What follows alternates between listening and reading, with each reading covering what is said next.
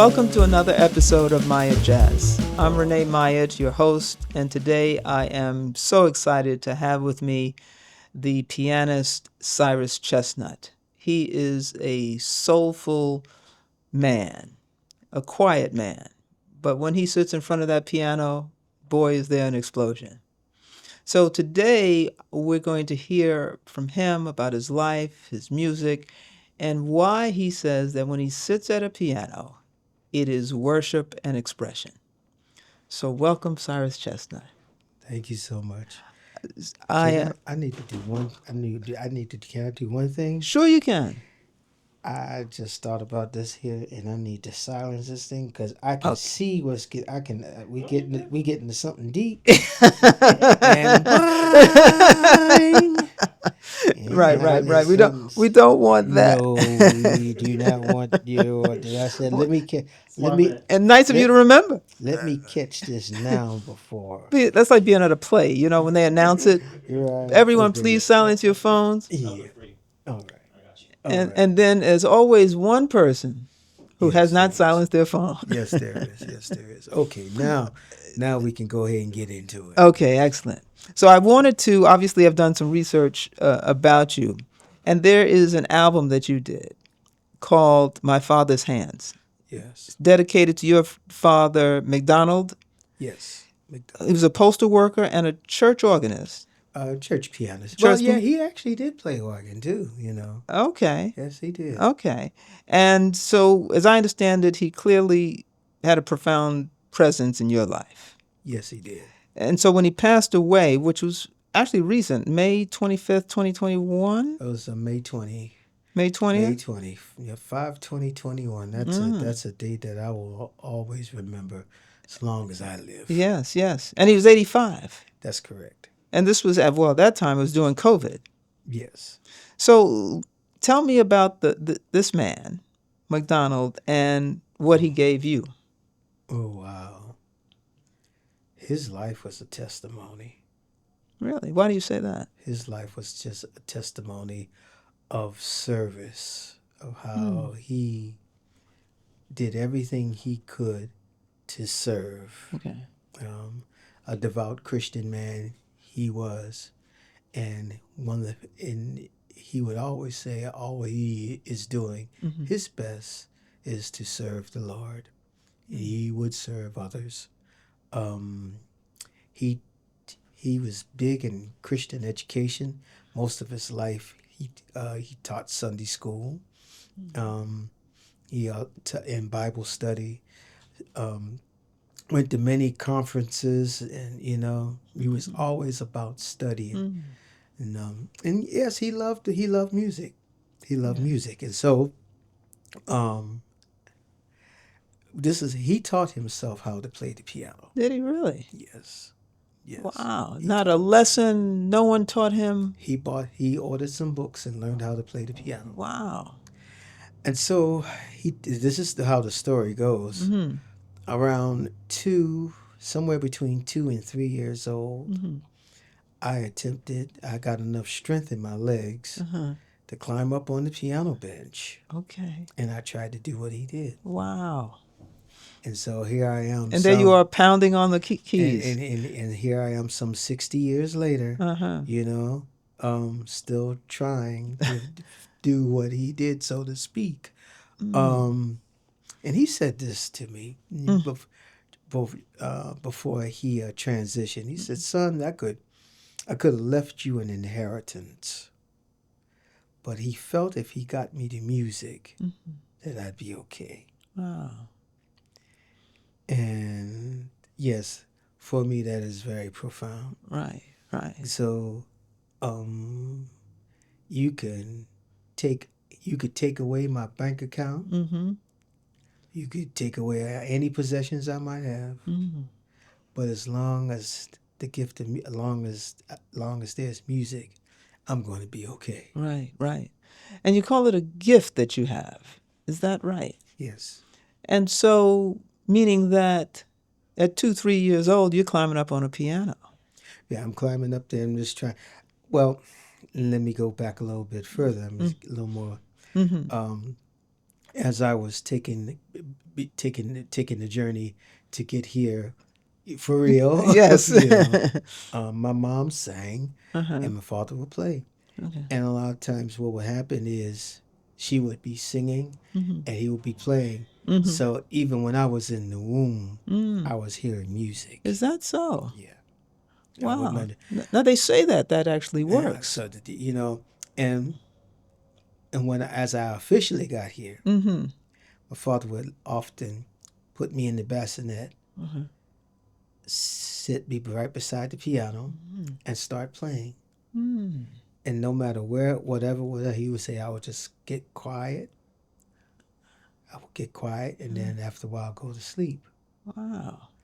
So at some point, he was. I think God gave him wisdom. Says, "No, you need to get this. Yes. Get him this way because this is his journey." Right. So that's what I do. I was not speaking arrogantly or anything. I had an ear. I was given an ear to hear. Okay. Some people may say perfect pitch or whatever that means, but an ear to hear, and I've always loved music. Even to this day, I would even play even at this day, if I had to play in the subway, I would do that. Is that right? I would. Because you love music so much? I love it that much. So is it one of those things, people say this a lot, you know what, I would work for free, or I would pay someone to let me do this job. Is it that level? It is what I believe I was put on this earth to do. So when you say that when you sit in front of a piano, it's like it's worship and an expression. Like Yes. what does that mean?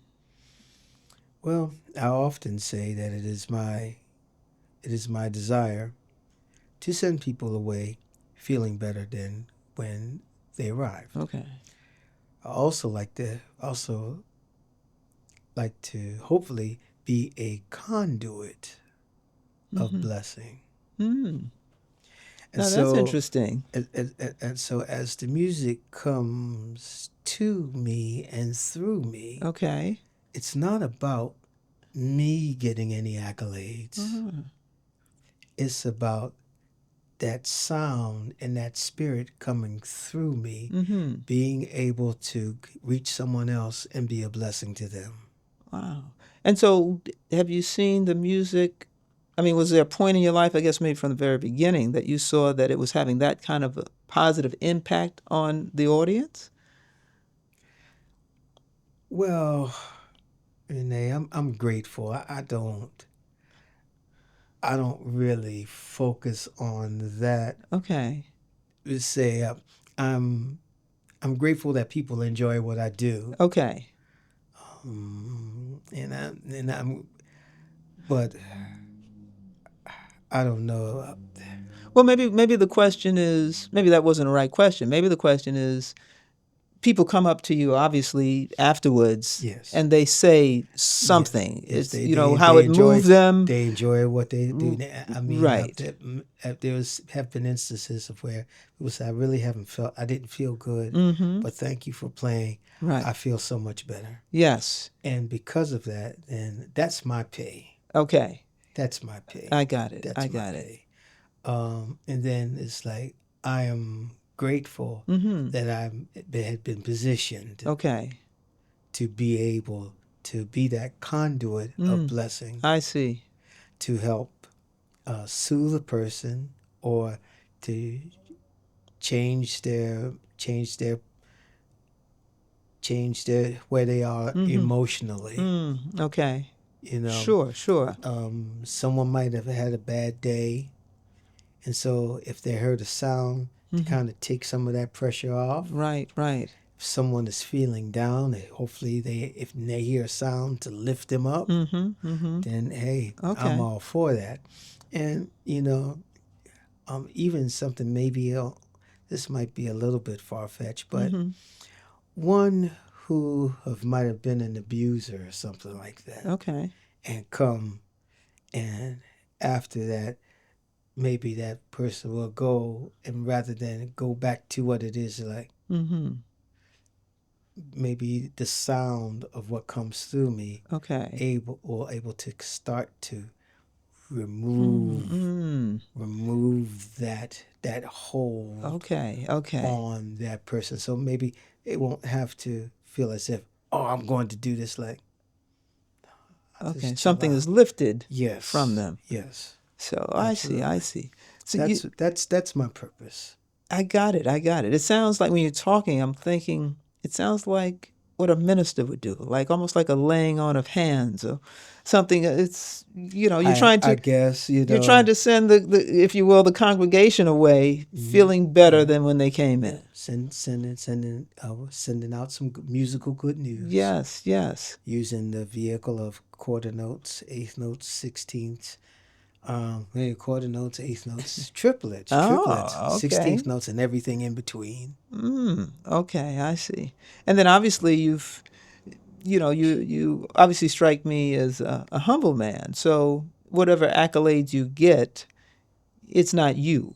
Is that's what I'm hearing? It's not you. No.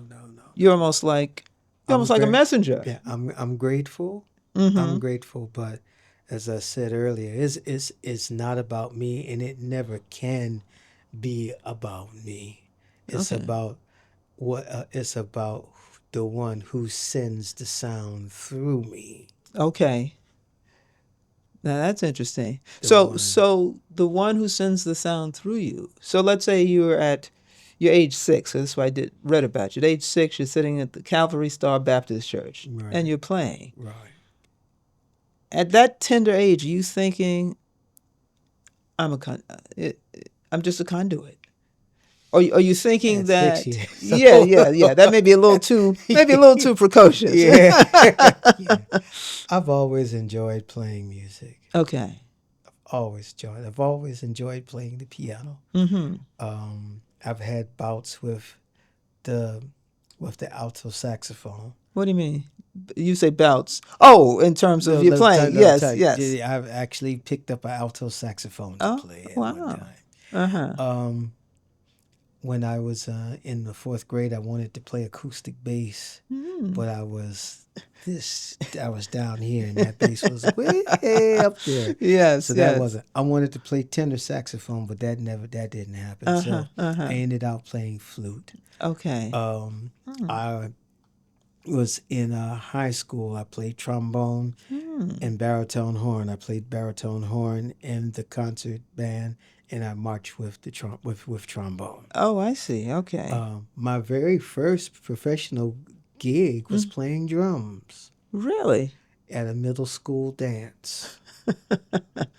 That's if we want to. Yes, your first performance. First paid performance. Wow. Now, I could go back. I think I might have been maybe 7 or 8, and I remember my very first recital at the Mount Calvary Star Baptist Church. Okay. And parents bought me this tuxedo with the ruffled shirt and everything, and I remember I remember getting ready, sitting in the back, and there was nobody there. It was like, and I think my mom says she asked me, "Will anybody come?" Then next thing I know, when I walked out to play, the church was full of people. Wow. I was like, "Wow!" I guess eyes got big as golf balls. Yes. But I've always enjoyed sitting down at the piano playing. You know, and it makes me feel good. Okay. But as in the old spiritual said, I wasn't going to tell nobody. Yes. But I just couldn't keep it to myself. It feels so good to me that I have to share it with others. Yeah. You know. Yeah. And some might get it. Okay. And some might not. And you're okay with that? Yeah, I am. But it is my responsibility to put it out into the atmosphere. Okay. because there will be someone who's going to need that sound, that certain melody, that certain rhythm, Right. you know, to once again to be a blessing to them. Right. Right. And so I feel I must do that. Wow. Now, does it also keep you grounded and centered? Music has kept me. I think it's kept me in times even when I didn't want to be kept. You know. Yes. Yes. So, but but Mm-hmm. just the process of always wanting to just to further develop Okay. and get better. It's like there's no time to think about, oh, look at me, you know. And I'll be honest with you. I have to be honest with you. Yes. There was a moment. When I got out of high school, and I was like a big fish in a little pond. Okay. You know. Yes. Because you went to school in I Baltimore? went to school. I went to school. Well, I started in Baltimore, but then in high school I was in the county, Harford County, Okay. and it was it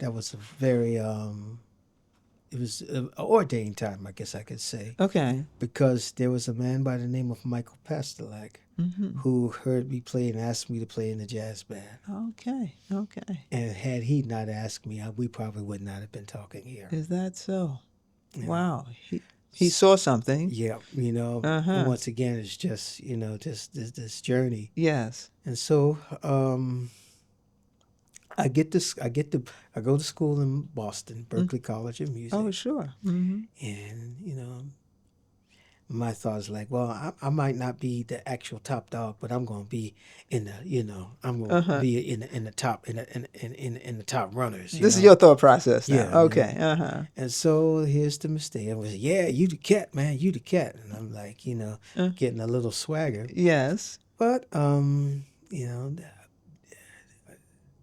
there was a moment of where God showed me exactly where I stood. Tell me about that. What moment is that? Well, one evening, there was a gentleman that had to do a gig, and he wanted me to sub for him in one of the major school bands. Okay. So he says, "You think you can do it?" I says, "Yeah, I'm gonna be cool." He says, "You be able to read the eighth notes and everything?" I said, "Yeah, I got that." I walked in and I bombed. So bad to the point that the conductor had to actually sit at the piano and play. Whoa. That's embarrassing. And when it came for me to try to improvise, I just couldn't do it. Wow. I went out there just about in tears, and I made this promise to myself right then and there. I says, if I ever got to that point ever again, I will never play. I will not touch another musical instrument again. Wow. Wow. And what caused? Did you freeze up? I mean, stage fright? It could have been. I just think I just wasn't ready. And But your I guess maybe your youth and your arrogance thought you were ready. Yes. And so I got checked. Yes. See, we can anxiety. You get a lot of lessons, and you talk about freezing. Can I tell you the Betty Carter story? Please. I was going to get to that, but right now is the perfect. No. Okay, Let's not interrupt the flow. Go right ahead. All right. Well, if we're talking about freezing, just the process of matriculating or growing. Yes. And this is all at school again. And so Betty Carter decides to come to school, and she does this. She's, I think, doing this at Berklee now. At Berklee. Okay. And she's doing something at Symphony Hall down the street. Okay. Right. This is Boston Symphony Hall. Boston Symphony Hall. Uh-huh. All right. So she's doing this big master class, and they had posters. They had posters about saying that she's coming, and so I'm talking all big junk to him. But what are you saying? I'm gonna sit in with Betty Carter, and I'm gonna show her what I could do. No kidding. And you're talking to your peers. My peers, yeah. Okay. Be careful what you ask for. Okay. Because you just might get it. Oh, gotcha. So the time comes. She See, I walk into the performance center. She's talking and she's talking. And I listen and I fall fast asleep. Wait, on the stage? No, no, no. Oh, in the audience. I'm in the audience. Okay, Then after I come out of my slumber, someone says, "We've heard you talk. Now we want to hear you sing." She looks around and she says, "My piano player is gone." And in that moment, I felt a lump in my chest. Okay. Because? I was like, uh-oh. And this happened so fast. Okay. Someone, I'm not sure who it was. A few people say, I did it, whatever. There was someone hollered, "Get Cyrus Chestnut." I see. And then within seconds, this place with about 1,500 musicians, this place is packed full, is chanting my name. Really? Yes. And only your name? Cyrus, Cyrus, Cyrus, Cyrus. I was like, oh my gosh, oh Lord, okay. What? I had to get up. Yes. Absolutely. You couldn't sneak out. No, it was nowhere. I walk up to the stage. I've heard all about the reputation of Betty, how she was really rough on people, and I was shaking in my boots. So I walk up to her, not knowing what to expect. And she looks me up and down and says, "So you like jazz, huh?" I was like, And so I tell this story often. I'll have to make this side note. Sure. There's a movie called The Perfect Storm. Okay, yes. Mark Wahlberg, Mark and George Clooney. Yes. There's a certain scene of where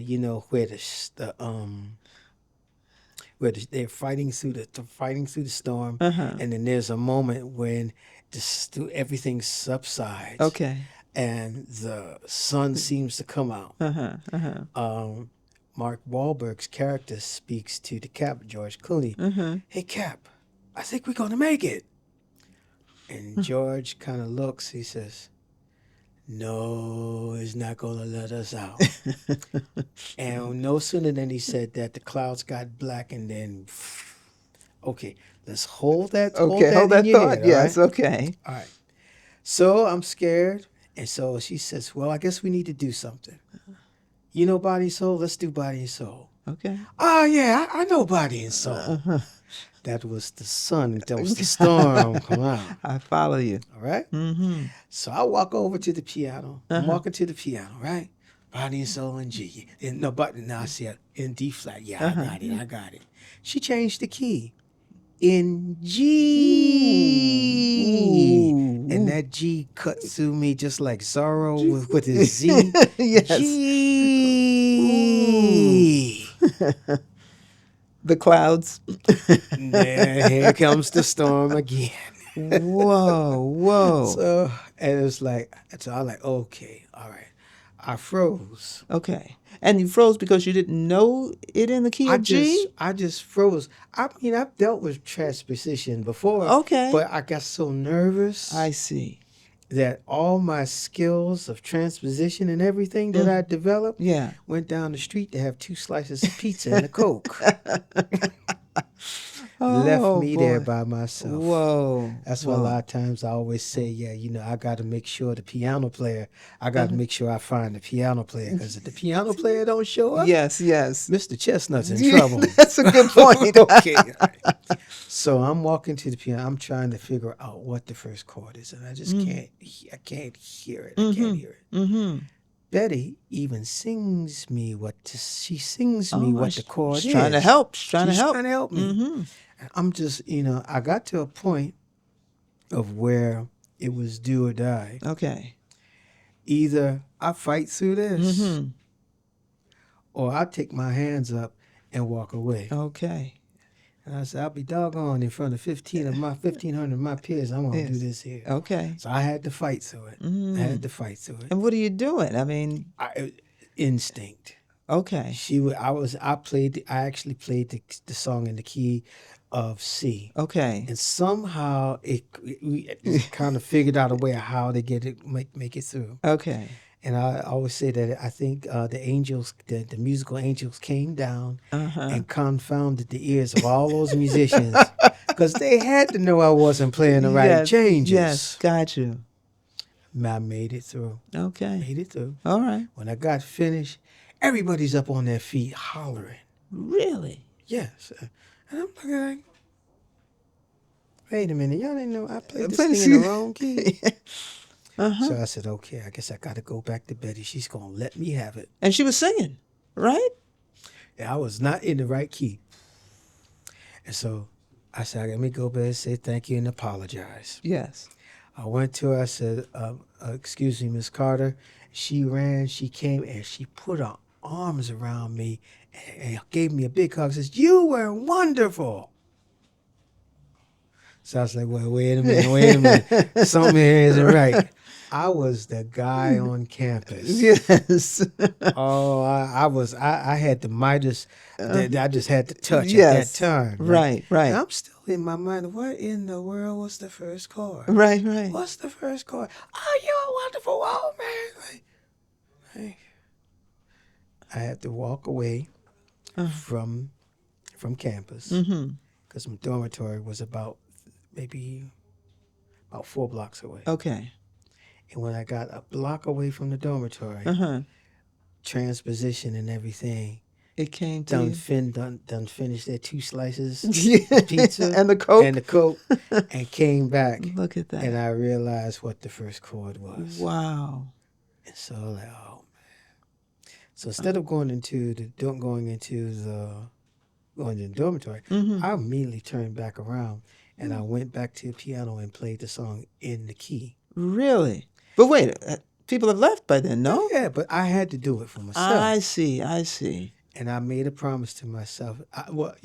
Even in the conversation that says, Miss Carter, I'm going to make this up to you one day. But she had already praised you, so yeah, but I knew. You knew, of course, right. I said, I'm going to make this up to you. Okay. So, and I just thought, one day I am going to make this up to her. Okay. And lo and behold, I guess call it destiny or whatever. It was in the plan that after a tour with Wynton Marsalis, okay, I would do a gig with Mark Murphy at Blues Alley, okay, in Washington D.C. Yes. Once I finished the gig, I go to the One Step Down, the historic club there. Yeah. And who was there? Betty Carter. Don't tell me a piano player wasn't there. No, she was there. She was just there, just listening. Okay. She asked me, "So what are you doing?" I says, I'm trying to find a way to get to New York. That was on a Saturday. Okay. Tuesday, the phone rings. Would you be interested in coming up to New York? And the rest is history. Wow. So you wound up touring with her. That was my grad school. That was my grad school. And why do you say that? Because I've read about that where you had talked about this. Well, yeah, there at that time there were basically 2 schools on the street. Okay. The Art Blakey School and the Betty Carter School. Oh. The Art Blakey School was kind of I was told was like for the front line, but great pianists. There was great pianists that came through there as well. Bobby Timmons. I think I want to say I believe Cedar might a great history. Okay. We'll continue Mulgrew Miller, Benny Green. Okay. Yes. Benny Green. Yeah. Stephen Scott. A lot of people. Benny Green did I think he was able to do 2 schools. Mulgrew did the Art Blakey School. But the Betty Carter School was more or less for the rhythm section. Oh, okay. And the thing about it was, if you did at least 2 years with Betty, okay, you would get the stamp of approval. See, that was the time when musicians had control of what really happened. What do you mean in terms of what? Who gets the record deal? Who's ready to be out here doing their own gigs? Who's out here to headline? Okay. See, Okay. because at that time, it was asked if you wanted to get a gig. First thing they said, "Well, who have you played with?" Oh, I see. And what year is this? That was that thinking. This was let's see, this was the early '90s. Okay. Still early '90s, but Okay. before that just was a thing. They want to know If who you if- play with, or yeah. your resume That's essentially. basically. Okay. And if you said the right name, and if and if it's found out, there's like, okay, all right, you okay, all right, all right. In fact, it was my association with Betty Carter that got me to deal with Atlantic Records. Oh, whoa. Because Yves Beauvais was at Atlantic Records today that I was with Betty. She doing a double bill with Abby Lincoln. No kidding. Yves Beauvais heard the trio because we would always open up. Yes. And he called Betty's manager looking for me. So there's a lot of destiny here. Wow. It's a lot of destiny here. And so, I'm very, very grateful. It's just, you just kind of see how this journey's been set up for me. Now, believe it was already laid out for me even a long time before I even got here. Yeah, I can imagine. So when you say you're in the school of Betty Carter, let's say. The school of Betty Carter. What was it about her that it was like the graduate degree program? Well, you see, we can be here a long time. I'm classically trained and studied at the Peabody Preparatory. Okay. Forgive me for going over No. going all around and You're kind fine. of being a little bit wait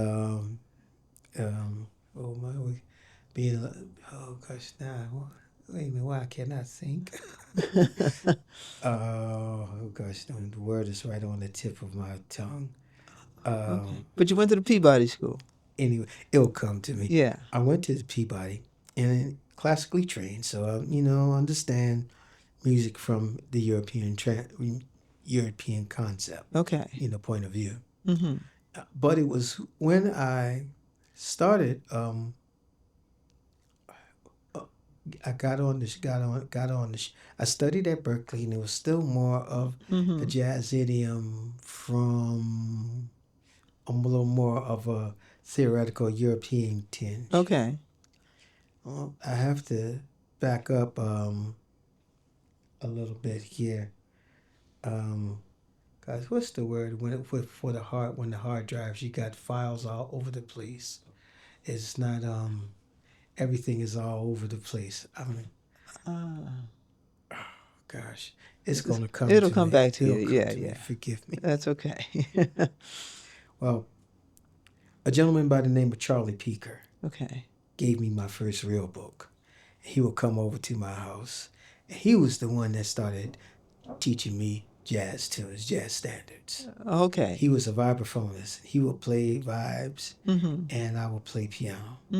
He was the one that taught me the blues. I see. And things. Because up till that point, you're playing classical. Yes. I got you. Yeah. So, so now let me come back to, why can't I think? This is driving me crazy. Fragmented, Lord have mercy. Okay. Forgive me. See, we said it was going to come back. Forgive me if I'm being a little fragmented here. Okay. So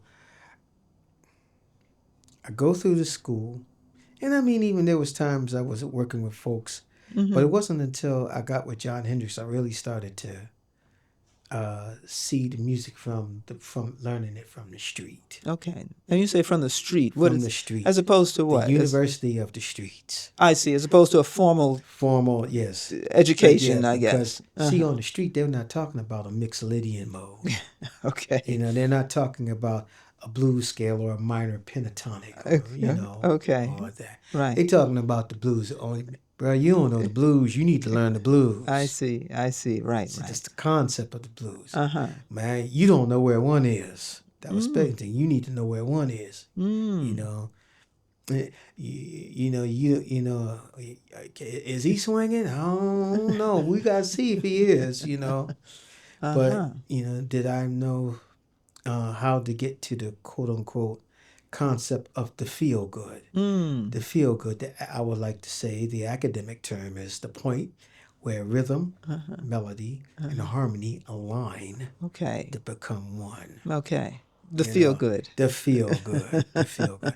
See, oh Lord, here I go again. I could talk about Dave Ross, but I'm gonna see if I can hold that. All right, if you want to. You I'll don't hold have that to. Anyway, so working with Betty, you figured out she always would say on the job training. Okay. All right. Uh-huh. So many lessons that I learned. You could just do a whole hour on just talking about Betty. Really? Really? Really just mine. Uh-huh. It was the school. It was on the job training. You figured out what worked and what did not work. Okay. So was it like trial and error? I mean, Yeah, and it was real time. It wasn't that you would go and do this in rehearsal. okay. Oh, okay. It was on the bandstand. Run the bandstand in So front of the there was- audience. Yeah. So there was many times I got chewed out right in front of anywhere between 100 to 2,500 people. Really? Yeah. She would do that. Oh yeah. Wow. Yeah. So what does that even feel like? I mean, Well, I always say working with Betty is going to do one. It's either going to make a man or a mouse out of you. okay. You're going to come out of that experience a stronger person. Okay. Or if you allow her, she will chew you up. Okay. Wow. Okay. What you say? What, you're not playing it right? I mean, All of the above. tirade. All of the above. Wow. Really? I think I could say this here. I think I could say it. Sure. It's playing a ballad, and she comes up and one day she says, "Chestnut, you don't know how to make love." So what you mean? And I was thinking about it in such the wrong way. Okay. It took me a while to realize that she was talking about vulnerability and intimacy, developing intimacy, Okay. allowing each note, crafting a melody to create a certain intimacy, or allowing yourself to be vulnerable and really tapping into the feeling of what's going on in that time. All right. Just moving your fingers, like you say, see, I can do all of this. It's like there has to be a reason for that. Okay. There's a reason for that. How do you tell the story? So here I go again. No. Another side. No. Okay. Story. Okay. Forgive me. Yeah. No, you're fine. You're fine. Tom McIntosh. Okay. A great trombonist and arranger. You might have to really repiece all of this. And I'm talking about the story. Yes. Because I was talking about Betty and just as far as telling the story. Okay. All right. I'm doing a record with Freddie Cole. Okay. And there's like who's who. Grover Washington's on the set. Everybody is there. Like, oh my gosh. And so he puts this chart in front of me. I believe it was in the Still of the Night. Okay. And the way how his chords was written, it was a little confusing to me. Okay. I didn't understand exactly what it was. Right. And so I was smart. And I was, it's like, look, I am not going to be ashamed. I'm not going to, I would rather ask. Okay. Right. For some guidance rather than be arrogant and make a buffoon of myself. Right. So I said, Mr. McIntosh, I see you have these chords written here. And once again, I'm looking at it from a European point of view. Okay. Now this here, this here is a little bit it's kind of around the Betty, not maybe exactly the Betty time, but it's like real close in there. Okay. I think so. So I'm figuring he's going to tell me you can play the third here, the seventh. He's going to give me actual, music terms, so I can figure out what to do. Right. But he tells me his story about what's going on. He says, "Young blood, I'm not much about I'm not much on nomenclature, but let me tell you what's going on here. Uh-huh. And he starts to explain to me what he was trying to, But he's telling bring you forth. the He's telling me story. a Story. And the weirdest thing started happening. What's that? As he was talking, I started hearing the sound. No way. I couldn't tell you. I was like, wow. And so then I was able to figure out what to play in that moment because he communicated the story. And as I started to connect to the story, Right. then I was able to start to conceive the sound. And then my brain was able to figure out what that sound was. And it's, sent the instructions to my hands of what to play and when. Wow. And so, and then after that, sitting down with him, he says, I want you to remember this, young blood. You learn how to tell a good story. Because if you can tell a good story, you will never have to worry about your career. Because everybody loves a good story. Wow. You know how powerful that is? The reason I say it's powerful is because in the business that I'm in, being a lawyer, lawyers, the good ones, are good storytellers. They tell a client's story. Yes. And it's always complimentary when after the story is told, when the client comes up to you and says, thank you, you told my story. Yes. You're right. Everybody loves a good story. Everybody loves a good story. So so at that moment, a light bulb goes off? So that's something that I carry with me all the time, even now. And it's something that I share, even as I teach it. I teach at Howard University in Washington. And every time I get a chance to be able to share with folks coming through, there. And I just finished a jazz camp in at Messiah University. Where's that? Mechanicsburg, Pennsylvania, right outside of Harrisburg. Okay. Part of Central Pennsylvania Friends of Jazz there, jazz camp. Okay. And there's young kids, and even at there, just even at yours, where you're going now, you still need to learn how to start the process of telling a good story. That makes and so sense. this story, so then comes swinging back again, Yes. Betty. Okay. Then I understand, it's like, It makes sense. Oh, it's not about how many notes you play and whatever. It's about how can you use these sounds, how can you use these various notes to tell a good story. Right. That's really profound. And this and that and real-time lessons. I mean, she taught me so much. Wow. She was a huge influence then. Very, very. I mean, and you were with her, what, how long? 2 years and 3 months. 2 years and 3 months. 2 years, and why so exact about the 2 years and 3 months? I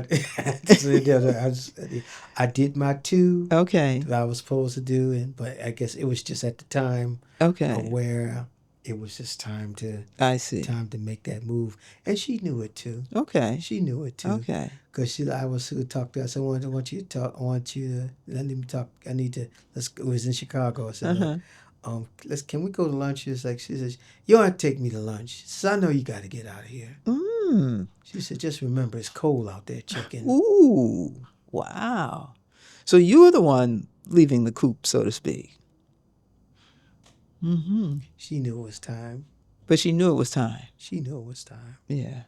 Even though she said those words. She knew it was time. Okay. She knew. And so, so many things, programming, the trio would have to open up, and she would always say, y'all need to make it so hot that it's hard for me to get on the bandstand. I mean, you get a visual. Yeah, you get an absolute visual. Yes, we had to really come and bring it. Yes, and set her up. Really yes. If we were playing on a lineup, a festival lineup, it was not enough to just sit in the back. You had to listen to whoever played before you. To get an idea, so that you contrast of what they've done. Got it. Yes. And, one time I just came and did things. She said, Chestnut, get in here. She said, why'd you play that song? I said, I didn't play. I said, yes, you did. You played the same key, same tempo. It was the same song. Oh, wow. Programming, baby doll. Programming, you know. This is what she would do. Yes, yes. And so many lessons, but I think this one stands out more than anything. Okay. I was in Emeryville, California, playing Kimball's East. And I decided we're going to open up playing Miles Davis' If I Were a Bell. Okay. And so I played it a la Miles Davis. Okay. I thought I was going to be doing something. Yes. And when she came on the stand, she looked at me, and if looks could kill, we would not be talking right now. I got it. And you know what the look meant. I was like, what was that? That said, I couldn't play anything right. If I played, she said, play a C. I played the C. That's wrong. And so we got finished. She stormed off. Okay. Chestnut, get in here. Now, I can't really say exactly what she said. Okay. You know. And so I go there back. She says, what was that you were playing? And I said, if I were, before I could finish. She says, I know what it was. I know it better than you. I was there. Okay. And she said, I don't have you here to play something that I already know. He said, I understand you trying to learn it, but I don't need to hear that. You're here to think. Ooh. That changed my life. Of course. It's almost like she's giving you permission. You know? And so that was a challenge. And around many different people. And some of the now jazz ancestors. It's like, why you don't need to play. You playing my stuff. I don't need you to play it. I know what it is. You find your own stuff. You know? Wow. And so now there's that. Okay. The thinking part. Yes. The being creative part. Forgive my fragmentation.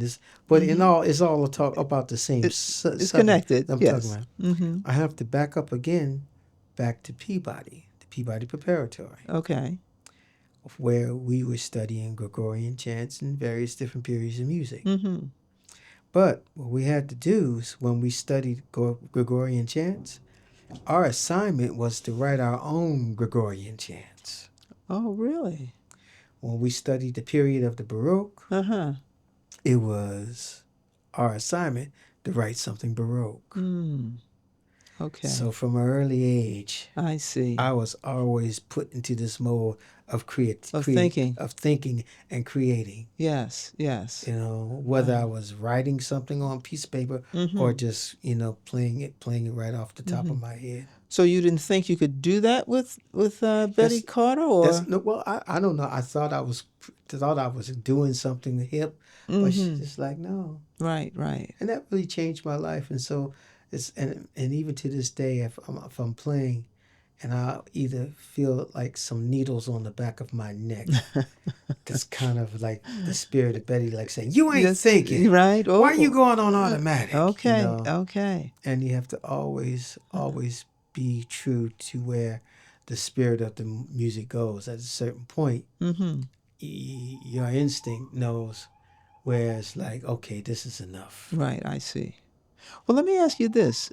Since your father's passing, has your music changed at all?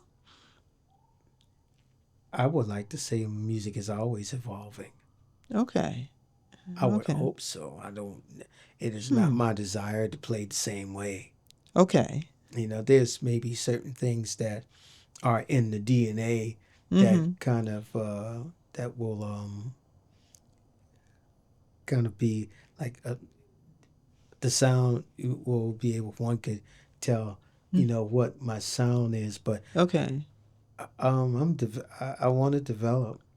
You want to develop. I want to continue evolving. Okay. And when I'm finished evolving, then it's time for me to go hang out with Oscar. Okay. and Red Okay. Garland and Wynton Kelly I got and you. Bill Evans Uh-huh. and Yes. Barry Yes. Harris and Right. all the Right. crew. Right. But And we all sit around Tatum and talk shop. right. Right. Right. But we're not there yet. We're not there. We're not there yet. Not there. So there is I don't know if you're familiar with the pop artist Dan Fogelberg. Dan Fogelberg had a song. There was a lyric in a song of his that says, "I am a living legacy of the leader of the band," and it was a song that he wrote to honor his father. Okay. And so I wonder if your album "My Father's Hands" is a legacy to your father, This is a record just to say thank you. to him. Thank you. Mm-hmm.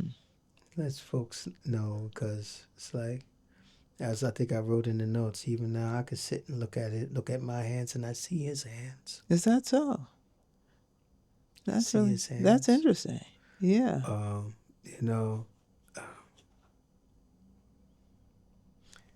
Everything that he told me, he just set me, trying to put me in position to become who I was supposed to be. Mm-hmm. Mm-hmm. Did we agree about everything? No. We're human beings, Mm-hmm. I'm not. I might be a branch from the tree, Okay. but I'm not the tree. Okay. I got Okay. you. I got you. All right. Mm-hmm. It took a second for him to realize that I was very serious about this music thing. Okay. And when he actually started seeing his happy life, and I think later on, that's when he told me, he says, I knew if I got you the music, you'd be okay. Wow. And so the songs on that album, obviously there are particular songs that you chose based on your father. Mm-hmm. Is there one in particular that says to you, this is it, this is the song? Oh, it's a variety of, it's just that story, Mm-hmm.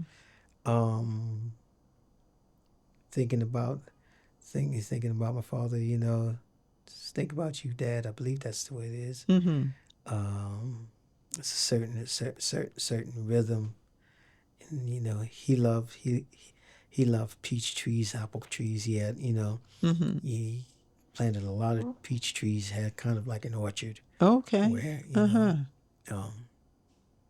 and there's one piece of which I wrote, which was called Epilogue. Mm. And the epilogue was basically I was present the last minute of his life. Okay. I was there when they took the life support off of him. Mm-hmm. And when they took the life support off of him, I saw his pulse count down to 0. Mm-hmm. Mm-hmm. Oof. Yeah. Wow, that's pretty heavy. I was there. Mm-hmm. Mm-hmm. I was there holding his hand. Right. One of his favorite hymns was "I Must Tell Jesus," Mm. and I had to play that. Okay, so that's on the album. Mm-hmm. Mm-hmm. Yeah, Mm-hmm. even on the piano at my mom's house, he still have the hymn book, and he would always play in the church. He played until he couldn't play anymore. Is that right? Really, he would play. There would be the deacons would have their devotional service, Mm-hmm. and he would always be there, and he would write down the hymns. And during the week, he would sit at the piano and practice the hymns, what they were supposed to play and everything. He enjoyed playing. Wow, yeah. And on the piano, there's still his writing of these various hymns, and I will never take it off. Wow, that he was, projecting to be playing. Wow. Mm-hmm. Yep. You said impact. Yeah, my father's with me always. Mm-hmm. Something really even crazy. This might call it crazy. Mm-hmm. I ordered some license plates. Okay. For my car. Yes. And when they came, it actually had his initials MC.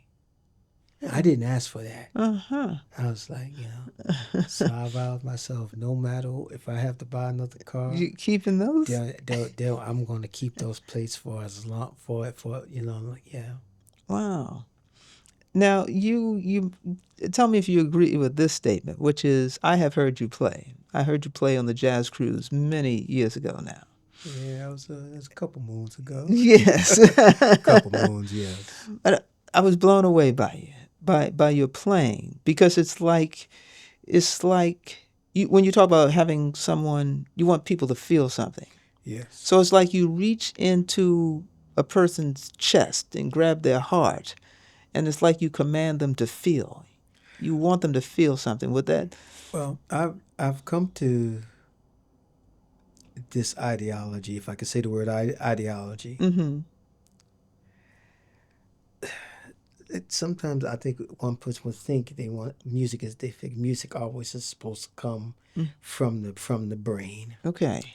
But I really believe that first and foremost, the sound hits the spirit first. Okay. And once that sound hits the spirit, it's the task of the brain to process that sound that comes from the spirit. Okay. And then once the brain processes that, then it assigns to whether this, in order for this sound to get up, should it be major, minor, augmented, diminished, whatever rhythmic thing. Mm-hmm. One can just play from their head, but with no spirit, then it becomes just an exercise. Okay. Right. And so I think for myself, I've always, now even more, tried to really connect to the spirit of the note. You know, I still have to research various different concepts and all. Okay. And as I have these concepts, then once they're stored in the CPU, once the sound hits me, Yeah. the sound comes to me, then I have to say, okay, how do I get this sound out? Yes. So then that's the task of my brain to now use all of these other call them theories or whatever. Right. But again, I'm using these theories, but I'm applying spirit to them. Spirit. Okay. Spirit. The great pianist Ray Bryant, incredible pianist. You hear gospel all over him. I've said that Ray could play Mary Had a Little Lamb, and you would want to pass a collection plate. Gotcha. Okay. He told me, he said, you got that little gospel tinge about you too. He said, yeah, my mama was an incredible gospel pianist, and she taught me how to play. I'm like, okay. Yes. One day he played a chord, and it brought me to my knees. Really? Just the chord? Just the chord. He just played this chord. Boom. I was like, oh. Excuse me. It rang from the top of my head to the sole of my feet, fingertip to fingertip. Wow. I asked him what it was. He looked at me. Oh, that's a sharp 9 chord. Dang. He did it again. And I looked and I watched his hands. Okay, I got it. So then I went to the piano, thinking that I was going to play it. Yes. And it's going to give me the same feeling. Yep. And it didn't. Well, what's that about? Well, remember we were talking about story? Yes. All of Ray's story went into those notes. Okay. I did not live Ray's story. Yes. And so those notes were a part of the essence and the spirit of Ray Bryant. Right. Gotcha. So I have to, in terms, being inspired about that, I had to take this collection of notes and then figure out how I connect to it and figure out a way how I can find myself through it. Right. Wow. That's a lesson. That's an important lesson.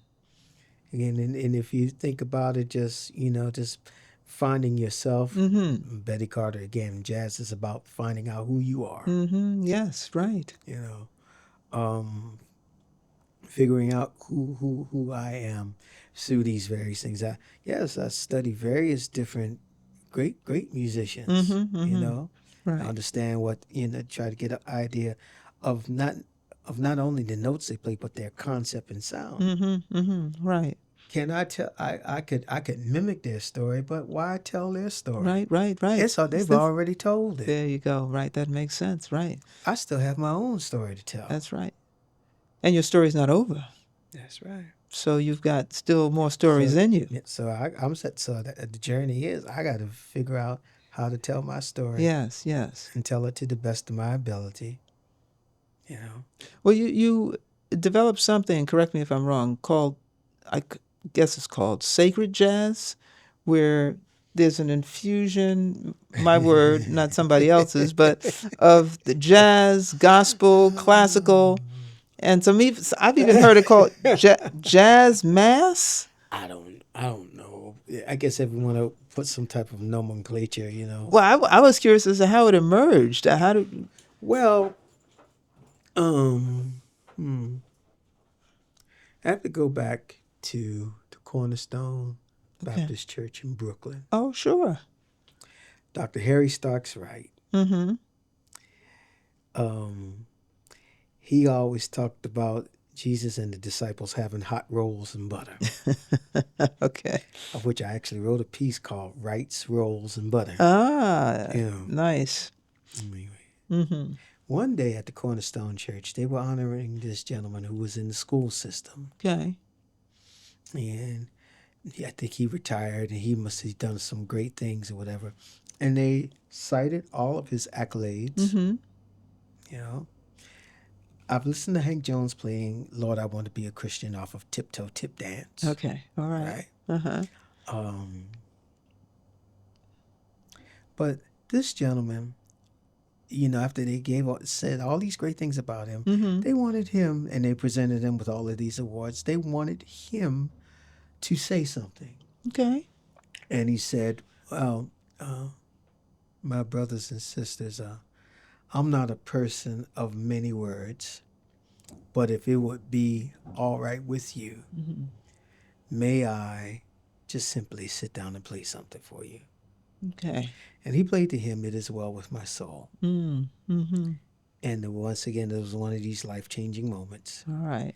He played it, and I was like, oh my goodness. There was Brahms. There was Brahms, but then there was Mahalia. There was Debussy. Ooh. It was just all rolled in. It was just amazing. Wow, he did that on a hymn. Wow. Wow is right. And so, we've come to the point now. How I think is, when I sit down to play or play a piece, I have all of these different elements or different spices. Let's say if I was a chef. Okay. And of course you could prepare a dish a specific way all the time. That's right. Right? But sometimes the moment requires something else. And if all what you have is just these particular ingredients, right, but then the moment requires something else, then you're in trouble. Yes. Okay. So you study, so you open up your possibilities for various different ingredients or different spices. And when you might get tired of doing it a certain way, or when the moment might require you do something a little bit different, okay, it's there. Yes. It always keeps things fresh. And maybe perhaps, and you correct me if I was wrong, correct me if I'm wrong, if you are stating your case in a courtroom, yes, perhaps there's maybe certain specific disciplines you could use to, state what it is, what it is that you're trying to get across. Right. And I guess you could just stay right within this lane. Yes. But sometimes the case might be a little different. The judge, the jury might be a little you might feel something just a little bit different. Yes, yes. So the question is, Can you then make the adjustment? Yes. And so that's That's the same thing. That's exactly the same thing. yeah. So Because one you have to make the adjustment mm-hmm. because the moment calls for it. Yes. So you can have everything written out very neatly and nicely, but something says, I'm not going to say that. Yeah. The moment doesn't call for this. The moment calls for Absolutely. something else. Absolutely. And also because you're right, you want people to feel you. You want a jury to feel you, to go away with something. Yeah. Yeah. You know, you can talk about there's comedians who write their routine and go from city to city and recite their basic run their routine. Yes. And then there could be the one comedian who just walks out and looks at the audience and goes. Yes, right. And so where I am is kind of like you're talking about fusing things. Playing the hymn "Sweet Hour of Prayer" and getting into, and after playing "Sweet Hour of Prayer," going right into the bridge of "In the Sentimental Mood" and going right there. Wow, that's beautiful. Or playing Chopin's Prelude, Opus 28, number 20. I know it's in C minor, but a lot of times I'll play it in F minor and segue it right into Autumn Leaves in F minor. I see. Wow. That's just how I'm just getting to the point of thinking. Yes. And also too, it's an ongoing thing of trying to figure out a way of how I can merge hymns together. When it comes to the medley, you play one piece, okay, and then you segue into the next piece, and then so forth. Right. So now, at times I'll try to figure out a way of how to play them all at the same time. What? Have you figured that out? I'm working. You're working on it. I'm working at it. Well, let's do this because you may get inspiration during our break because I'm going to take a break right now.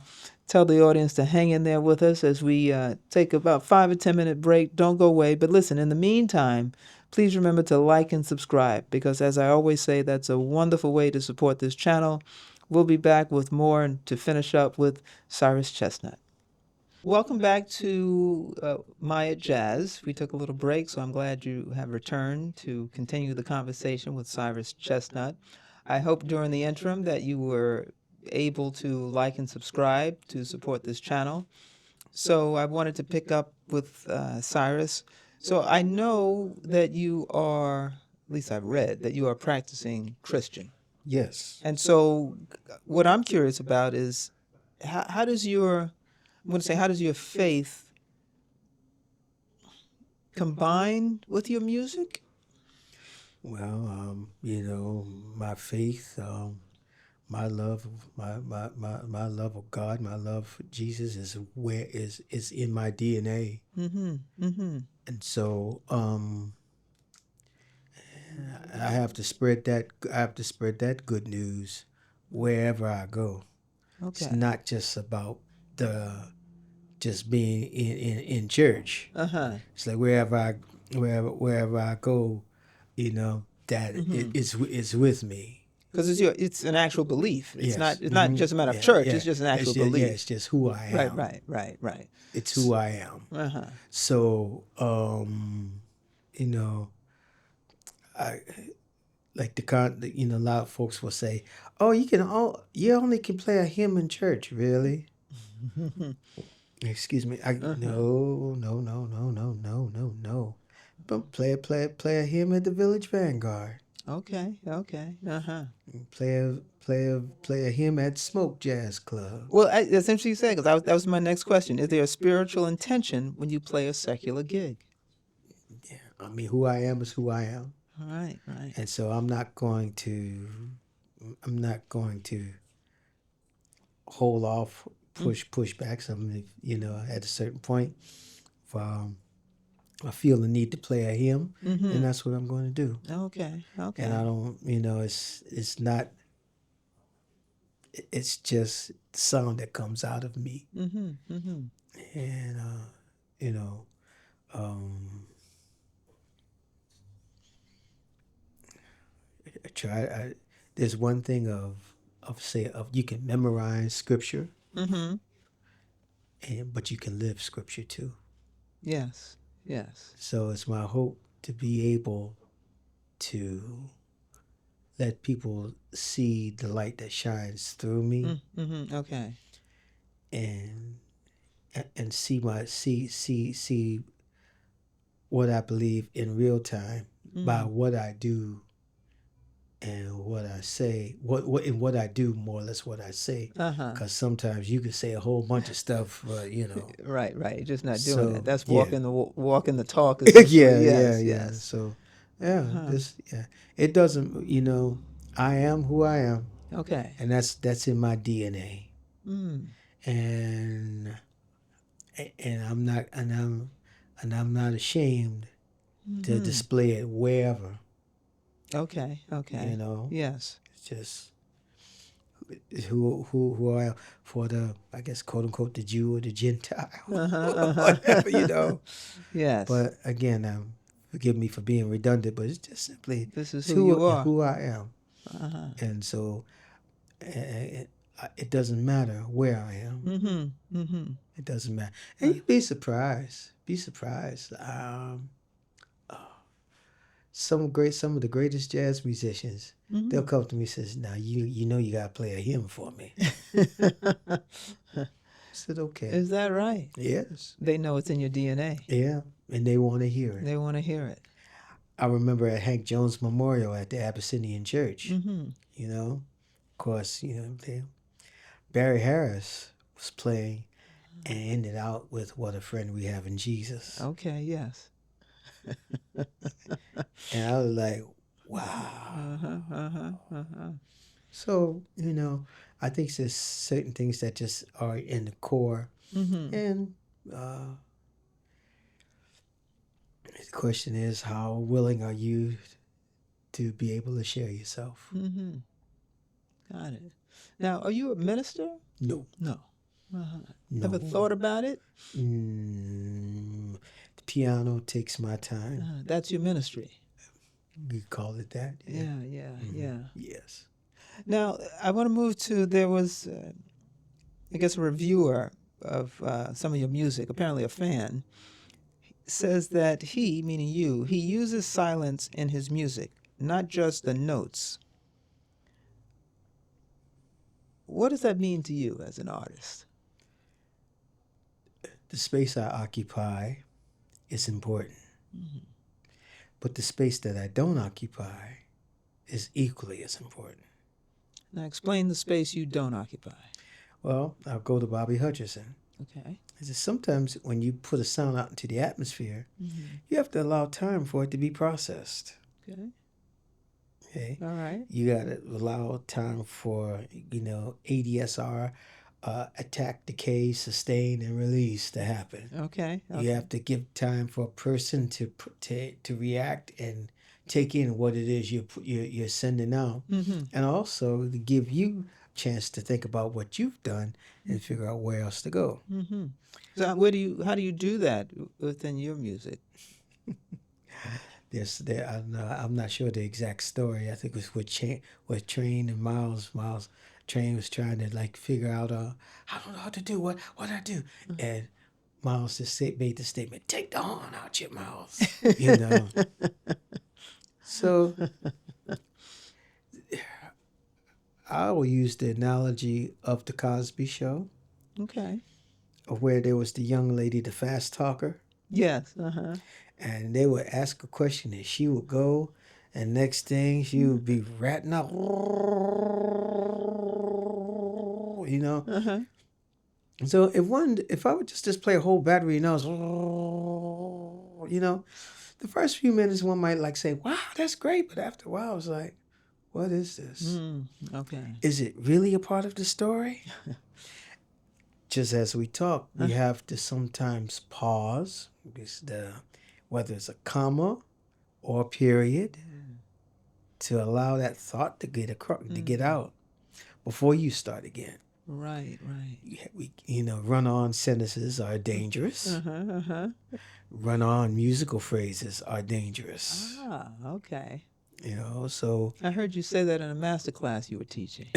You're trying to impart that to the students. yes, yeah. And so if you're given a thought, I like the Jimmy Heath told me this. He says, "Well, man, all you gotta do is play melodies. That's so? Play melodies. Play them forwards. Play them backwards. Play them sideways.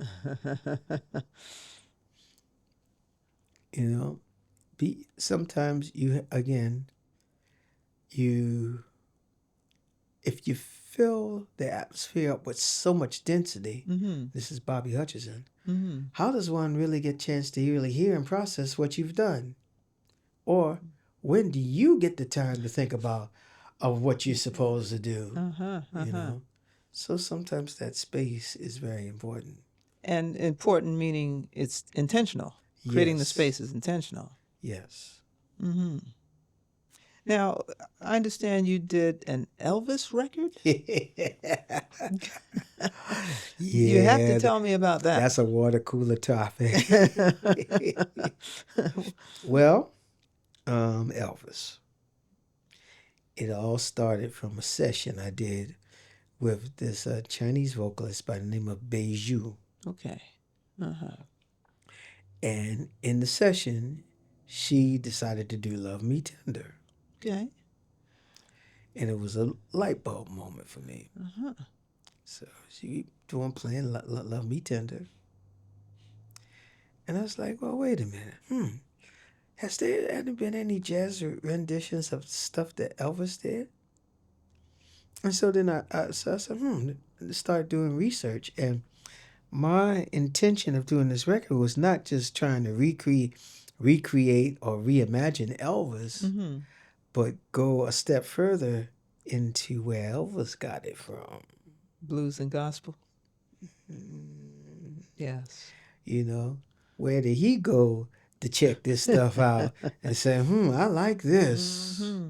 Yes. And then come up with, And so once again, it wasn't about, and again, and so in my research, I found out, we think about You Ain't Nothing But a Hound Dog, but Big Mama Thornton. Okay. But you ain't nothing but a do. Yes. And so I just like, Wow.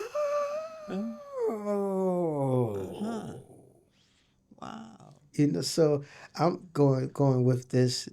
People might say it's an Elvis tribute, but I'm going. People see Elvis, but then can you go through Elvis? Right. Yes. To where he got it from. Yes. And so that's what the album essentially is. It's really who inspired him and where he got it from. Yes. Where he got it from. Yes. Although my folks might not really readily see it, they just see Elvis, and because of the iconic platform that Elvis, developed for himself. Yes. They'll just begin and end right there. Oh, that's Elvis. Right. But somebody inspired Elvis. That's interesting. And so, what's the title of that album, though? Is it? Did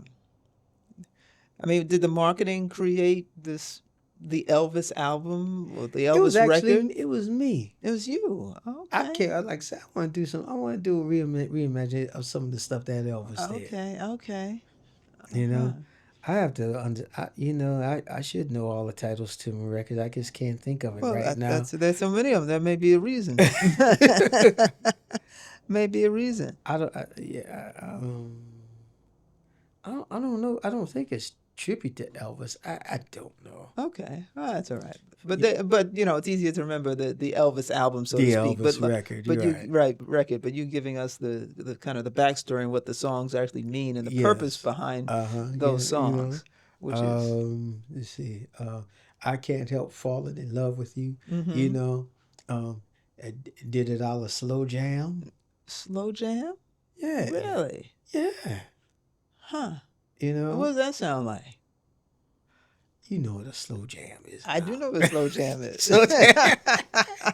Is that what you did? Yeah. Wow. Interesting. Yeah. Okay. All You right. know, Love Me Tender was a jazz waltz. Really? Mm-hmm. Ah. You're educating a whole bunch of folks. Yeah, just it wasn't about covering. I don't like the word Right. that covering something. Right. You Right. know, I mean, even at this time, this is the centennial year of Oscar Peterson, Okay. and they did a centennial celebration at Lincoln Center. Mm-hmm. Now, so I knew Oscar as as one of the great masters of the Great American Songbook. Okay. But in talking to his widow, I realized that he wrote some beautiful pieces, and he also liked Bach. Okay. In fact, he was supposed to do a record, something with Glenn Gould, but it never happened because he passed away. Okay. Glenn passed away before. I see. All right. Mm-hmm. And so he did the Salute to Bach, No. of which I've been starting to do now. You? Yes. Doing your own salute to Bach? Well, I'm working my way through it. It's a little repertory right now, but I'm working to try to evolve and not just be a kind of a record player, Oh, okay. I could never tell Oscar's story, and I don't want to tell Oscar. Not at all. I don't want to tell Oscar's story. Right. I got to work on Chestnut's story. Absolutely. Speaking of Chestnut's story, you had a film debut. Kansas City. You played Count Basie. Yeah, Count Basie hybrid. Count Basie hybrid. Now, how was that? How did you even get that part? I mean, well, I think it was a lot of Robert Altman wanted to use some jazz musicians, and I guess my name came up in the mix. They're calling out Cyrus Chestnut again. And so I was there along with Jerry Allen to see Russell Malone was there, James Carter was there, Ron Carter. I had the best seat in the house because I was sitting next to Ron Carter. Ah, I see. That was, man, you want to talk about something being scared, boy. I was like shaking. But because it was film? Is that? Because I was Ron Carter. I didn't want to play something bad, say something not right. He looked at me him, like, oh, Wow. So what was that like? I mean, to step in, into it wasn't. I have a great respect for cinematography because although it was done in Kansas City, okay, and there's a place at town called the Hey Hey Club. It will be sunshine outside, but they had the lights set up where it looked like it was like in the wee hours of the morning. I see. Okay. Wow.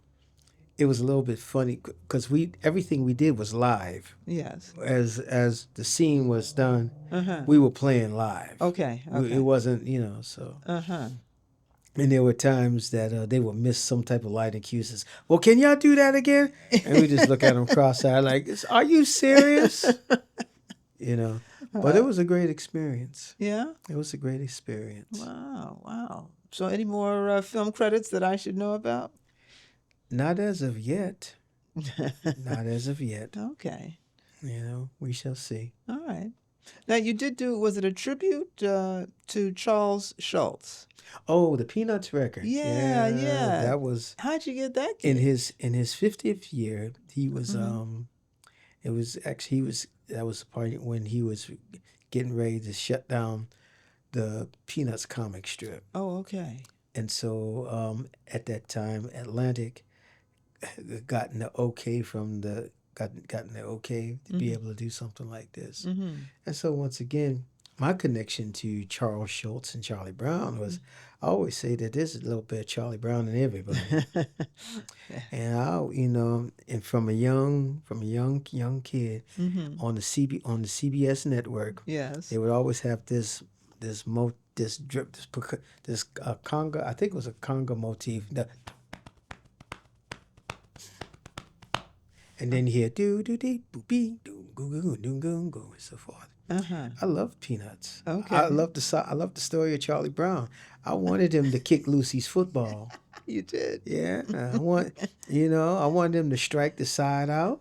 Win the ball game. And I wanted him to hopefully one day get the date with the little redhead girl. Little redhead. I think there was a little bit of Charlie Brown in all of us. What we can relate to. Right. And so right. coming into that, it was like, all right, yeah, it was kind of like a natural thing because of my connection to Charlie Brown, But in the case of it too, it wasn't about doing once again, and also liking Vince Guaraldi, with Peanuts and everything. Yes. When I was in high school, it was maybe a junior or senior. It was the Mason-Dixon, at that time, stage band contest. Okay. And I just kind of got that bass line for it. Got kind of getting Linus and Lucy. It took me a long time to actually figure out that the piece was called Linus and Lucy. I just thought it was Charlie Brown. Right. People say, yeah, can you play Charlie Brown? Right. So I finally got Linus and Lucy under my hands, and I was asked to different bands from around the area in Harford County, Maryland, was coming to play. Okay. And I had to play some music for the people. Okay. While the judges were making their decision. Mm-hmm. So I'm very new to this jazz. I'm trying to kind of do a little some version of some type of blues or something, Okay. Uh-huh. And I was playing, they started talking, they kept playing, talk more, until I started playing boo boo bee boo doo dee doo goo gee doo dee.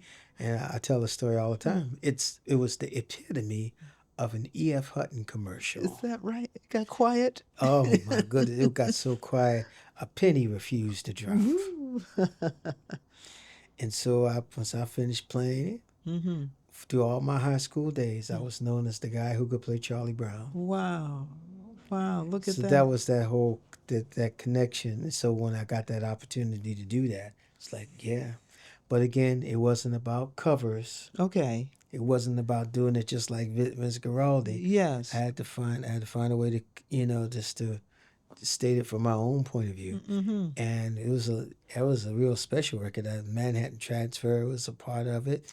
Hubert Laws. No kidding. Oh. Brian McKnight was a part of it. Wow. Let's see, Pat Martino. Michael Brecker. Vanessa Williams, the Boys Choir of Harlem. Oh my! Was a part all of these folks. Yeah, it was a very big thing, and a lot of people, even to this day, they talk about that particular record being in their rotation every time around the holidays. Right. And I'm very grateful. Okay. I'm very grateful for that. Now, there was, I don't know if it was the same performance, but at the Detroit Symphony Orchestra, there was some audience member. You want to talk about that? Listen, what happens is, and here's what happens. I only got that at the tail end of my research this morning. And I thought, who would actually do that? Oh, well. Who would, in 2022? Well, I guess certain feelings are, and I guess in this time, some feel very free to be able to voice that. And maybe you would think certain ideologies would have been put to rest, but it still has a way of still recycling itself through the generations. Well, what's interesting about it is it's music. First of all, it's music, and so what surprised me is that in this musical setting, an audience member stands up and I said it this way. I said, we put it out there, and Satan got a quickening in the Holy Ghost and couldn't stand it. I like that. Because you're trying to have people feel something. Yeah. And that's what I'm saying. A racial slur. It's just. Yeah, it was I was that like, was just what? like wow. I mean, it had to be. I mean, because you're in the middle of performing, Yeah, so the person has to stand up and like, did the place just stop? it was a big. It's like And was the person talking to you? I mean, was the slur? I guess it was just I don't know. It was just throwing out whatever. I know we had too much to drink or whatever, but it was just like yo. I mean, did you stop playing? I mean, Well, I guess I would have been in my right to storm off the stage and say that's it. okay, But but I remember saying sticks and stones yes, may break my bones. yes, you but know. words. Mhm. And so, and I looked at it, the other musicians. They were like, I says, Okay. and I knew that was supposed to be the response, but I was not going to let the enemy have any joy. Right. Okay. Okay. Like, Yes. no, you think you're going to upset me. Right. And it's not cool what you did, but I know what needs to still happen. Yes. And so, so you guys continued. I kept my composure. We finished the show. Okay. And then, as I understand it, you guys were invited back For an apology thing, but it's like, I mean. Well, you didn't think an apology was even necessary. Well, I mean, right? it could have said it, but once again, I think there's that ugly demon still exists, and until America really faces it, really faces it, not just, okay, we're going to just kind of put it to the side a little bit just to make y'all feel good right now. Got it. And yes. then, it's like, no, if you're going to go and deal with it, you're going to have to deal with it. All of that ideology, all of that ideology of supremacy has to be exercised out. You got to go to the exorcist and get it out. Yeah. But Was that again? I'm sorry. Go ahead. But even in this time, as we're talking now, it's still you still see all of this here. Oh, it's it's crazy, Yes. I think if I could say I think we as a people, we have such resilience in our DNA. Yes. Our ancestors was put in bottoms of ships in chains, having to travel through their own feces, some thrown off just all of this trauma. But in as much as there was the attempt to eradicate us, we still here. Still here. Yes. We're still innovating. Yes. Okay, right.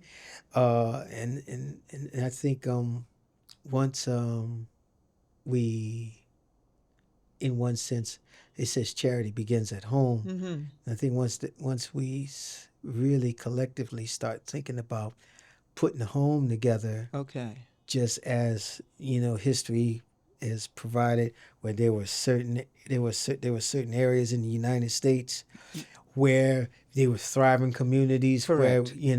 Where we were. Where we were. Right. And it got so strong to the point that, it's like, it had to be undone. It had to be undone. Right. But I think if we look at that history and build in a way, even when they try to come a certain way, it's like, no, y'all can't come up in here again like this. Again, that's right. But again, that's just, I guess, a whole another thing. Right. And so you might ask, well, how does that relate to what you do? Yes. And Renee, I tell you what, it can be, and I'm going to be very, very vulnerable with you, transparent. Sometimes it does get a little bit challenging to me in this day and time. Yes. To walk into a room full of people who don't look like you. Let's find them use, but they have it always, but you still feel this spirit of like, you can walk in the drugstore or a supermarket and they look at you like you're the plague. Yes. I'm still the same person in the Right. drugstore on the stage. Yeah, yeah. You know, Right. it's like if you're gonna so-called respect me on the bandstand, Right. then why don't you respect me in the drugstore? Right. Right. You know, and sometimes it does. You have to go and it's like, you know, and you have to play and be yourself. And Yes. the call is to send people away feeling better than when you arrived. Right. Right. And that is not just for one group of people. Exactly. That's for humanity. Right. Right. But if remember the old saying, not so old because it's been resurrected, I guess, when at least our parents told us you had to be twice as good Yeah, to get that's even true. half So as true. much. It's true. And so that's still, I agree, And that's it's still still and true. it's still it's Right. it's still there. Right. And it's like, you know, it's like you sit on the bandstand and you play and you're like, oh, you're so talented. And I thank God for that and all. But when I come off the bandstand and I'm walking down the street, Right. how do you see me then? Right. Right. It's true. You know, and That's it's true. just about due respect. Yeah. And I mean, well, it's a whole thing. I think about it, and so again, I guess you'd say, How do you how deal with do you deal with Yeah, that? yeah. How does music? And so what I have to do is be who I am. Okay. And when I sit down to play, as we was talking about before, there's so many different elements of who I am, and I have to be honest, and I'm not ashamed to display Right. them. But To put my point of view, Okay. to play out of my heritage and Right. culture. Right. Yes. And so I'm gonna play the blue. If I'm playing Chopin, the Chopin Prelude, Opus 28, number 20, and at a point I want to put the blues in it, I'm going to put the blues in it. Got it. Got it. If I'm playing Beethoven's Moonlight, and I want to play a sharp 9 chord somewhere to add some color to it, Okay. because that's what's inside of me, Right. that's what I'm going to do. And that's perfectly fine. And and it's because that's who you are, That's and you who can I be am. applauded for that. You know, but like you now, said, some folks may, Well, I have some, I have perhaps. to say, and but it's like this is what it right. is. But it's something. But you're still in the world, so you still have to go to the drugstore. Yeah. So you're not on the bandstand anymore. You're not at the piano. You're just in line like everybody else at the drugstore.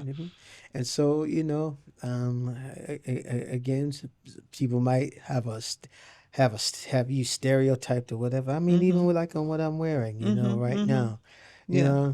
I'll walk somewhere and people like, Yeah. that's a cool shirt. Where did you get that from? I got it from uptown on 116th Street. This was made for me. I got it from South Africa. Yes. Yes. Why do you wear that? Because this is who I am. Oh, you get that kind of question. I got that question even at jazz camp. Wow. Just recently. Just recently. Yeah, little kid. Why do you wear something like that? That's really cool. Why do you wear that? Because it's who I am. Wow. Wow. That's interesting. So do you feel that you have to explain yourself, or you explain your heritage, or? Well, I mean, who I am is who I am. And unfortunately, some folks don't know the truth. Yeah. They just don't. Yes. They don't know. They've been given false stories. They've been false stereotypes have been placed inside, and that's all what they know. Right. Right. Right. Yes. Yes. And so like something like it's cold outside one day in St. Louis, freezing. Okay. And I've got a big fur parka on. Oh, yeah, all right. And I walk up to the cash register. He's shaking. I unzip my sister. excuse me, do you have any ceramic bells? Yeah. Oh, wow. You know, Yes. walking up to a diner with a hoodie on. She was like, Yes, yes. I said, he said, I'd just like to get some breakfast, please. Says, Uh-huh. good morning. Yes. I'd like to get some breakfast, Right, please. right, right. In that way. Sure, sure. You know, who I am is who I am. You Right, know, right. you know, don't put me in those stereotypes. I am who I am. Yes, yes. Can I make adjustments and you know, but no. Yes. This is who I am. I can be eloquent. Sometimes I might say you know, I would like to have an apple, please. Mm-hmm. And you know how you Yes, sometimes are yes. in joking on the stage, Yes. it's like, ladies and gentlemen, here is something that I hope that you will enjoy that will make your foot tap. Uh-huh. Or else, you know, or I might turn around and say, here's something make y'all get along, go along. Or sometimes I have to say, oops, oh no, I'm sorry, I'm not supposed to know, you know. But I know what I'm doing. That's nice, of course. I know what I'm doing. I know, Yes. you know, in this world, yeah, you make adjustments. You make adjustments, Yes, but yes. then you know, but once again, the core of who I am is who I am. And if I'm going to make that adjustment, it's because it's a decision that I made. I see. Not forced to. Yes. I got it. Yes. There's a freedom in that. Yeah. Yeah. Yes, there is. There Right. is. So, you know, you walk around, that's a cool shirt. Wow, where do you get that? So, New York, 116th Street. Wow. Or you walk up a person, walk up to a hotel person, expect you say, hey, yo, you know, it's like, I'll just say, good afternoon, how are you? Right. Right. It's who Right. I am. Right. You know, I can say, good afternoon. How are you feeling? I say, oh, how you doing? Yes. I said, oops, I'm sorry. Oh, how are you today? You know, but do I feel how you doing? Yeah, that's what's coming at me. How you doing? You know? Yes. You know, or like I said, yeah, it's cold out here, isn't it? Or in the words of my uncle, it's cold out here, ain't it? Right.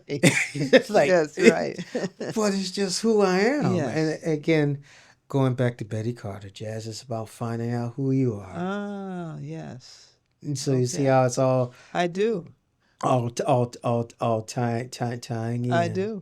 But that leads me to an album of yours called Dark Before the Dawn. Oh wow.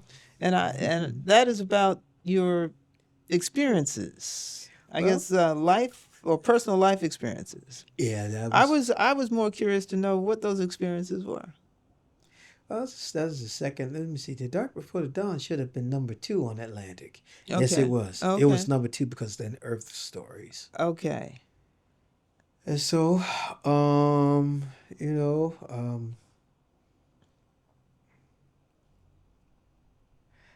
I guess that record's about transition. I guess I can say.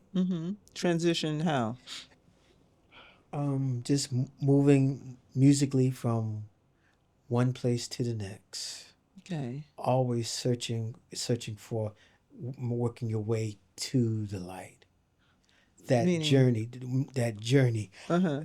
Excuse me. That journey of getting from point A to point B. So were you getting to that destination. Okay. So were you trying to process something?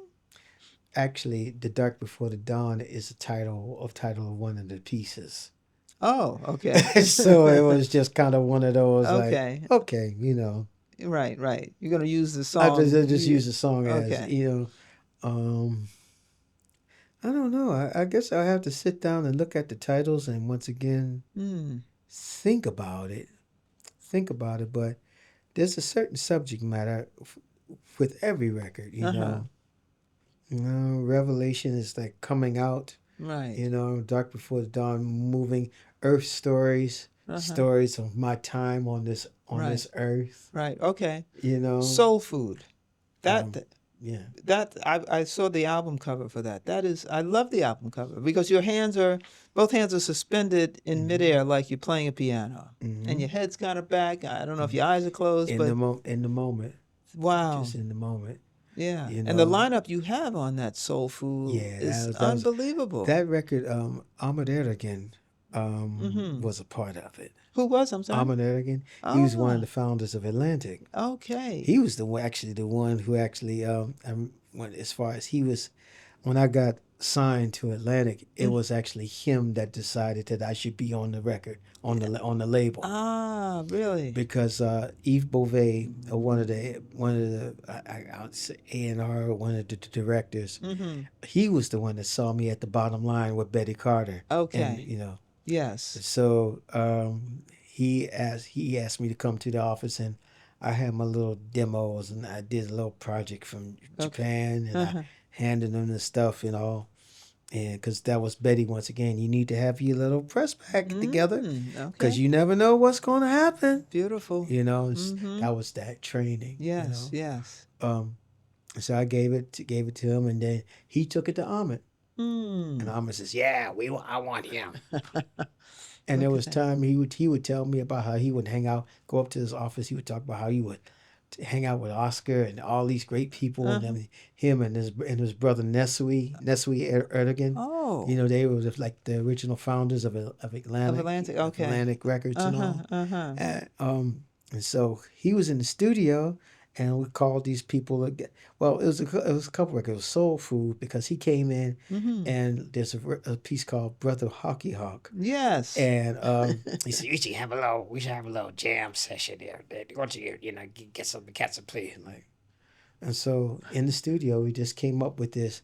And Brother Hockey Hawk is dedicated to Michael Hawkins, who we used to call Hawk, who we call Hawk. Okay. Hockey Hawk. And he would always play this kind of quartet line. This soulful, I'll say Negro quartet line. Okay. Yes. And so we just put together something from there. So you came up with the name, the Hockey Hawk, Brother Hockey Hawk, because that was all about him and that spirit. Yes. Yes. Wow. And then historically, a lot of times there's some music that wasn't always written out before going in the studio. You got in the studio, and it's like, hey man, you do this here, you do this here. And I just recently at the Central Pennsylvania Friends of Jazz camp did the same thing with a young group of musicians. They were playing Scrapple from the Apple. And so they were playing it. And I said, okay, let's come up with a background line. So I came up with this background line, but then the background line turned into a whole piece. Of which they called Chorizo Paradiso.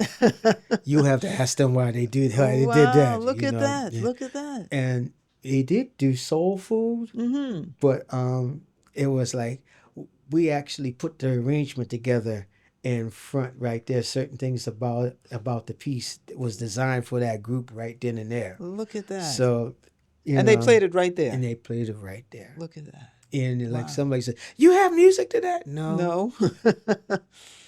Look at that. No. Wow. So the Soul Food, I understand is can you still get the album? You might be able to. Okay. You might be able to. Yeah, because I was just looking at the lineup. Yeah, Christian McBride, Wyclef Gordon. Yeah, because Louis see Nash. at that time, because that was right at the time Soul Food and the Charlie Brown record were kind of relatively close. Oh, okay. And I know because I remember it was around because it was going from 1999 to 2000. People were always worried about that's right whether the lights going on. Y2K, yes. Y2K and all like that. So yes. Yeah. Oh, that's so interesting. Yeah. So if people were trying to find you now, where you're playing, that sort of thing, what gigs do you have coming up? Well, things are kind of slowed down. Let me see. This is June. I'm actually going out to Long Island to do a solo set. That's July, and then I'll be at Birdland Birdland, I'm doing something with Jerry Gibbs, Mm-hmm. and then I'll at When the is end. that? That's around July 15th, I think, somewhere around there. Mm-hmm. I know the dates are on Your my website? Oh, website. what's your website? www.cyruschestnut.net. That's CHEST for everyone who want to know. All right. .net. Okay, great. Yeah. So that's July And 15th at I think something Birdland. like yeah, Something like and then something around there, and then I'm also Mm-hmm. doing something at Smoke at the 29th through the 2nd of August, and that's going to be kind of interesting because they don't know it yet, and I guess they by me saying it now, that people going to probably be, I guess Smoke it out going to be. What do you mean? There's a young man, a guitarist who just recently graduated from Howard University. Okay. It's an amazing guitarist. His Really? name is Jackson Duncan. And I'm gonna Jackson. try to see if I can get him on the set. You Oh, know. that'd be And fabulous. so, you know, like I said, I teach at Howard, and I really believe in a lot of the students there. They're really trying to do their thing. Mm-hmm. They are out there trying to do their thing. They're doing the work. Doing the work, and they, you know. Okay. And there's a young man who's in town. Mm-hmm. His name is. He's got a name. He's got a name like no other name. Okay, I'm ready. His name is Langston Hughes. Langston Hughes. Langston Hughes, yes. And when he says my name's Langston, I said, your name Langston Hughes? He said, yeah, man. I said, then boy, you better be able to play that horn. Yes, absolutely. You know what a It's name like that, but I'm gonna play with him. But he's making his way. Wow. Ekepinkwele. You know, great Yes, vocalists, you know, yes. they're coming from down DC way. Wow. So you teach on a regular basis at Howard? 3 days a week. 3 days a week. 3 days a week. Wow. I'm teaching piano and teaching improvisation, kind of like acting as sort of like mentor for, right. You know, in general encourager, you know. Yeah. And it's great. And you received your degree in, was it jazz? Jazz composition and arrangement. And arrangement. Okay. Yeah. Okay. And so it's great being there because, you know, it has enabled me to continue the journey of figuring out who I am. Okay. Because it was there at Howard I was able to ask that question, why do I feel things the way I feel? Mm-hmm. You know. What was the answer? Well, the question arose when I listened to the Fifth Jubilee singers. No kidding. Hearing them singing the spirituals. Ooh. And it was nice. Okay. But there was something about it that I just couldn't connect to. No, okay. Oh, that's interesting. Because the way how, you know, and I got, or every time I feel the spirit moving in my heart, I will. See, when I grew up, it didn't happen that way. I got you. Yeah. I follow you now. Okay, all right. Yes. So I was like, so why do, you know, why are they doing it that way? But how come I don't feel it that way? Right. So I was given the possible scenario of the Fifth Jubilee singers they did concert tours to raise money for the university. That's right. Okay. But the audiences that they were doing it for, they had to kind of make an adjustment so it would be accepted. Got it. So then again, so y'all singing it that way, but then, you know, in the early AME church, I said AME, Yes. but or AME, Yes, you know, right. whatever, you know. But I'm gonna say it the way I feel it. Yes, You don't mind. I don't mind. In the early AME church, it's like, how would they really sing it? Yes. And it's like, would it be every time I feel this? It's like, no. Yes. And then, and also it brought me to be there. How it got me to a African percussionist, and actually it was really through association with a great bassist by the name of Rodney Whitaker, who teaches at Michigan State. Okay. And he told me about these African chants because I'm asking about where's the swing feel coming from? Yes. It's like, you know, it's like, wait a minute, you know, did it start here? Or was it something we brought over here? And so, good questions. So I went to the Akiwowo chant. And when I listened to Babatunde Olantunje, forgive my pronunciation, everybody. I started listening to the chant to the train man. Akiwawa, right? Yes. And I'm hearing that. But then all of a sudden, I'm hearing this rhythm. And I immediately heard the tambourines that was I grew up hearing. That's right. That's right. I was like, oh. Wow. So as I'm hearing as I'm hearing that rhythm, I'm hearing the tambourines, and I'm also hearing the cymbal beat. Dig-a-ding, dig-a-ding, dig-a-ding, dig-a-ding. Okay. So that's my ongoing quest in figuring out where is this coming? Who Yes. am I? Where am I coming from? I know I know I was born here in this United States of America, Baltimore, Maryland, Yes. January 17th, 1963. But where does my spirit come from? And it surely isn't here. That's a profound question. And so it's forcing me to go back. Go back. Not go back past Jelly Roll Morton. Okay. To where Jelly got it from. Yes, you're not stopping. Yeah, not stopping with there. Jelly Roll. I gotta get back over in the waters of the Atlantic. Oh, yes. Okay. I gotta get in the ship. Okay. And I gotta go back and I got an opportunity to go to Senegal. And when I went to Senegal, that's another thing. How was that? That was another one of those moments that really changed my life. I was told that going to Africa, it was going to be really different, and you got to be very careful. And for me, it was the exact opposite. In Dakar, walking down the sandy roads took me back to my grandmother's house. Okay. Walking down the dirt road. Yes, of course. Yes. Looking at of what they would call let's see. They had this poulet yassa. And when I looked at the poulet yassa, it just looked like some smothered chicken rice something my grandmother made. Yes. Of course. It was nothing, Right. I'm downtown Dakar. I'm sitting there. Be careful. And I'm sitting there, and the brothers come on, hey, how you doing? And it was like almost being up on 125th Street. It's like, what's happening? You know? Got it, yes. And we're just talking. Yes. And then, taking the boat over to Goree Island. The process of going over there, I saw a boat they had over there, ghetto. They had it painted on a ghetto. I'm like,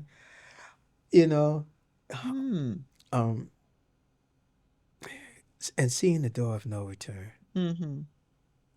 That really, seeing the hole where they would drop the unruly folks. Wow. Yeah. That whole seeing the young brothers ride on the back of the vans when there's Okay. the vans picking up people. I could have easily been up in the Bronx around anywhere 219, 220. Yes. The buses. But then they would be riding on the back of the van, and that just took me back to when the brothers used to ride the back of the transit bus down in Baltimore. Okay, yes, that's right. So it wasn't anything foreign. Look at that. It wasn't foreign. It's like it's like could be family. Yeah, maybe family. It felt as if I was. Although I'd never been there, it felt that I was there. Yes. It was nothing, and being able to sit in with an African band. Oh, now that was a very pivotal moment for me. Really? Why? I started to play along with them, and it was cordial. Okay. And then it seemed like the spirit opened the door, and the music took a shift. And it became more of a spiritual awakening, just a spiritual phenomenon. Wow. I saw a video. I got to find the video, and And as the energy started to raise high, people were out dancing.